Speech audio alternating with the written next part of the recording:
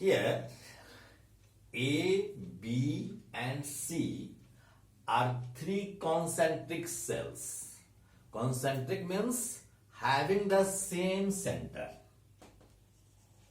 Having the same center. A, B, and C are three concentric cells on which we place Q1, Q2, and Q3 charges separately.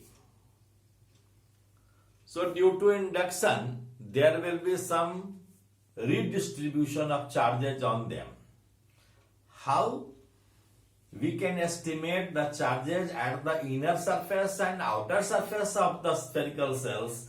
Let us calculate. It is very interesting and you will enjoy it, I think. First of all, the total charge at cell A is Q1. Consider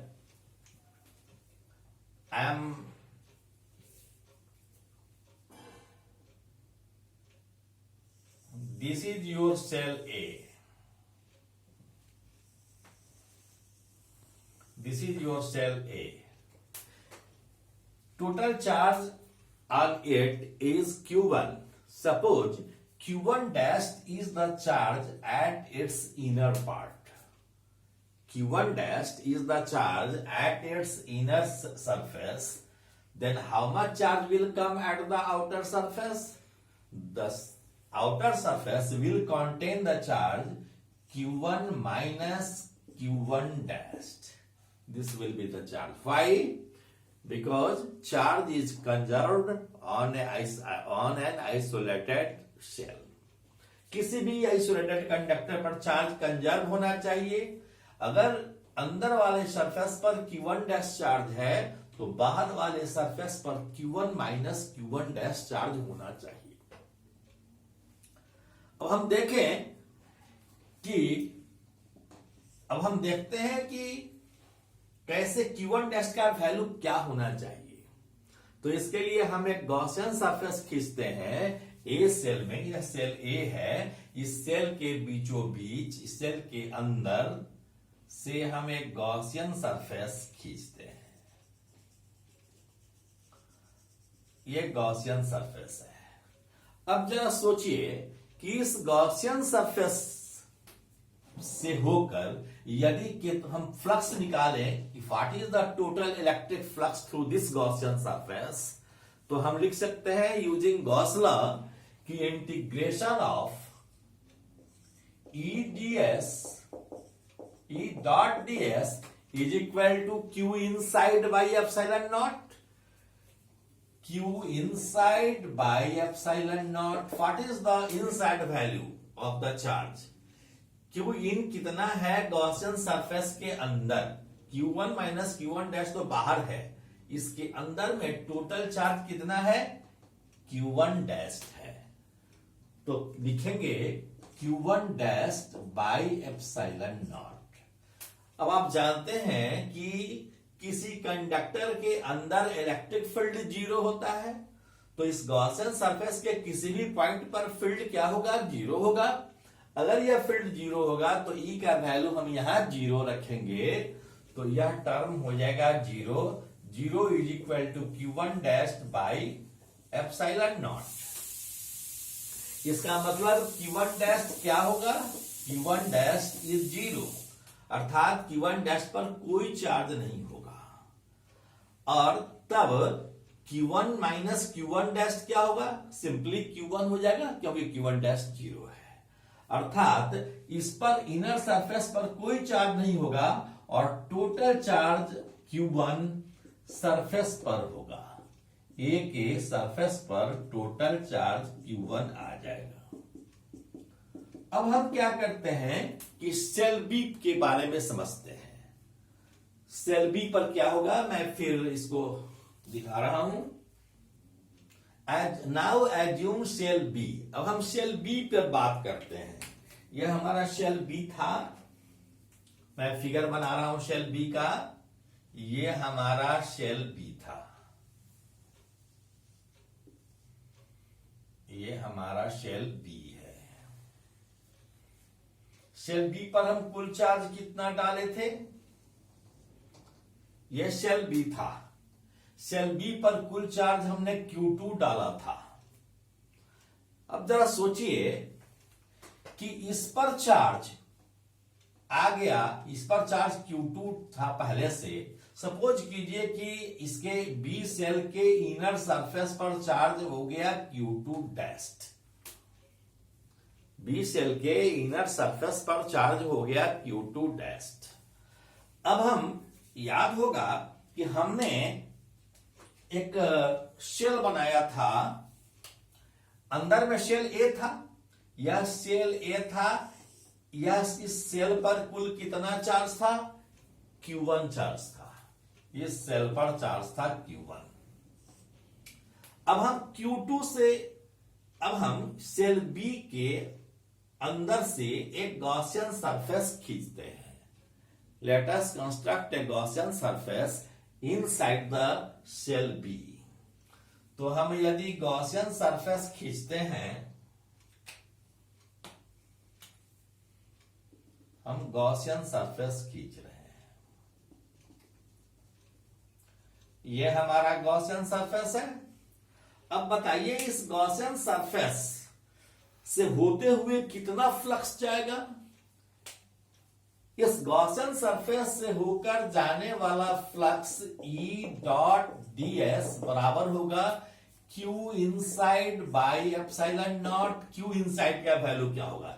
इस Gaussian surface के अंदर में कौन कौन charge है? Q1 dashed है और Q1 है और Q2 डैस्ट है।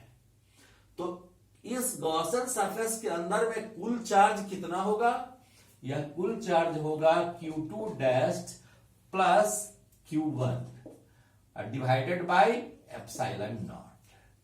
लेकिन electric field inside the conductor is zero, so this term is zero. Zero is equal to Q2 dash plus Q1 divided by epsilon naught. So Q2 dash plus Q1 is equal to 0, so Q2 dash is equal to minus Q1। तो Q2 dash बराबर क्या हो गया? यहां Q2 dash हो गया minus Q1 की, और इस पर चार्ज आ गया निगेटिव, ये निगेटिव चार्ज आ गया। तो देखें हम इस पर चार्ज आ गया निगेटिव, निगेटिव चार्ज आ गया कितने के बराबर? माइनस Q1 के बराबर। माइनस Q1 के बराबर चार्ज आ गया और निगेटिव चार्ज इस पर आ गया, इनर सरफेस पर निगेटिव चार्ज आ गया। तो आउटर सरफेस पर कितना चार्ज आ जाएगा? कुल चार्ज कंजर्व है, कुल चार्ज था Q2, अब आ गया इस पर कितना? Minus Q1। तो यहां बचा कितना? Q2 minus minus Q1। Q2 minus minus Q1 means Q2 plus Q1। तो यह आ गया इस पर कितना charge? Q1 plus Q2 charge आ गया। इस तरह से हम देख रहे हैं कि बी सेल के इनर सरफेस पर माइनस Q1 चार्ज है और आउटर सरफेस पर Q1 प्लस Q2 चार्ज है। ओके, अब हम देखेंगे कि सी सेल पर कैसे चार्ज का रिडिस्ट्रीब्यूशन हो रहा है। लेट अस सी नाउ। इसको मैं मिटा रहा हूं।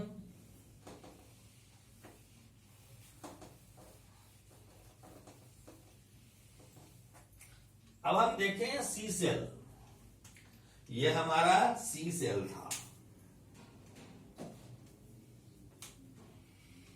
ये हमारा सी सेल था।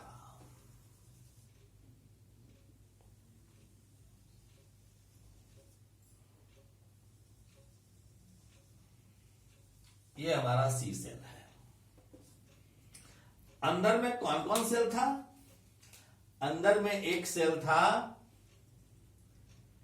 ए सेल था यह, दूसरा था बी सेल, दूसरा था बी सेल।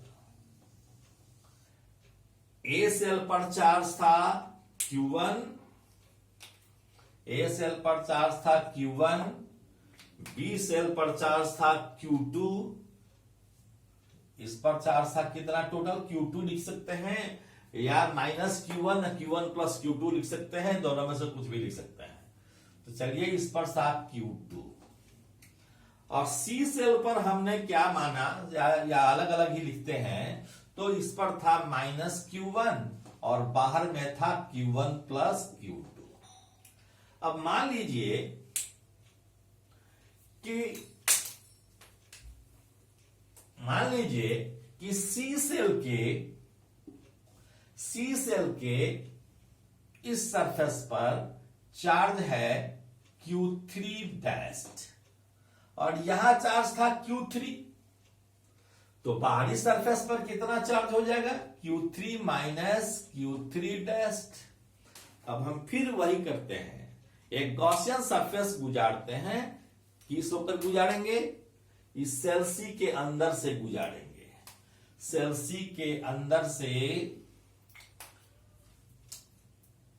हम एक गॉसियन सरफेस गुजारते हैं, यह गॉसियन सरफेस गुजारे, इस गॉसियन सरफेस से होते हुए हम फ्लक्स निकालते हैं, तो टोटल फ्लक्स गॉसियन सरफेस से होते हुए कितना लिखेंगे, E डॉट ds बराबर है Q inside by epsilon not, और Q इनसाइड कितना है, देखिए अंदर में यहां है माइनस Q1, और माइनस Q1 प्लस Q2 कितना हो जाएगा, Q2 केवल हो जाएगा यहां, और यहां Q1 हो जाएगा, तो कुल चार्ज कितना है, Q1 प्लस Q2 है।